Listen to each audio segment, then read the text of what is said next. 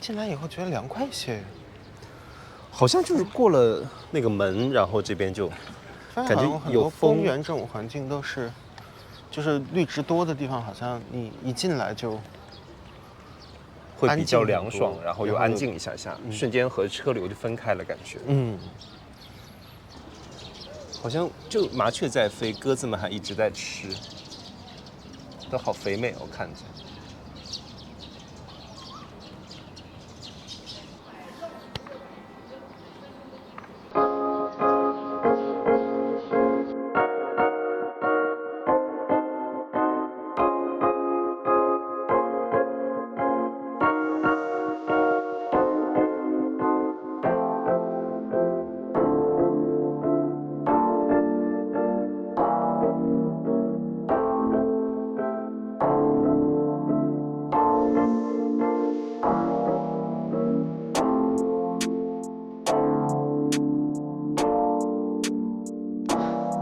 开始喽。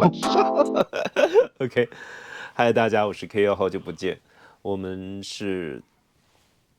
已经回来了，对回来一段时间了。对，好久不见。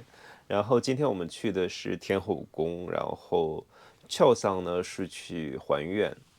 还有新许愿，因为心中想的那个事情还有10几20天，但是也不知道算不算重新许愿哦。今天没有开门，对，就在门口许了个愿。翘桑是还愿和许愿，我是许愿新节目可以成功。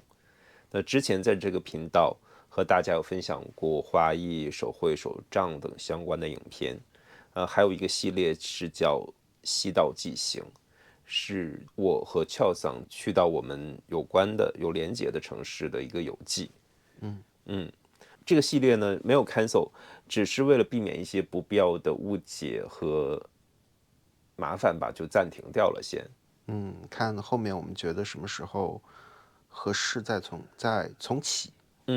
其实素材拍了很多。其实都慢慢在讲了，但是就觉得现在不是时候。对，那西道记行发布的同时，我也有在少次上去复刻一些当地的美食，意外的反响还不错。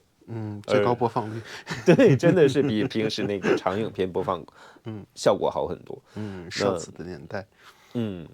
而在平日呢，我也有在 IG 和脆上面去分享我的一日三餐，也结交了不少朋友，也学到了很多东西。所以呢，我们就想以此为契机，开启一个新的系列。刚好那个暂停，我们就一个新的系列。题目叫 Kyo do Cho no 家庭料理。嗨 K&C 呢家庭料理。OK， 那分享我们的饮食日常，欢迎看过而喜欢的朋友们可以和我们可以多多互动。OK， 好尴尬，好干。正值炎夏日，相信不止我一个人觉得厨房里像地狱一样吧。那煎炒烹炸什么的，都像受刑一样。所以呢，这个系列一开始就和大家分享我们家常做的简单又健康的蒸菜。可能有人听到这里会觉得蒸菜蒸锅也很热。其实不会。其实不会。那蒸菜呢，首先它的油盐比较少，然后蒸汽它最高也到100度而已，食物一样保存的会比较多。那确实有很多蒸汽会让厨房你觉得会像桑拿一样，但是蒸菜的前期就是准备嘛，准备好以后就定时开火，然后就可以跑出去吹空调了。时间一到，菜也就好了。对，这样一道或者一餐的定时就完成。对，计划好了以后，一餐的就都好了。对，主食、菜或者是一甚至是些汤。对汤都可以有。所以呢，那蒸菜真的是夏季做料理很好的选择。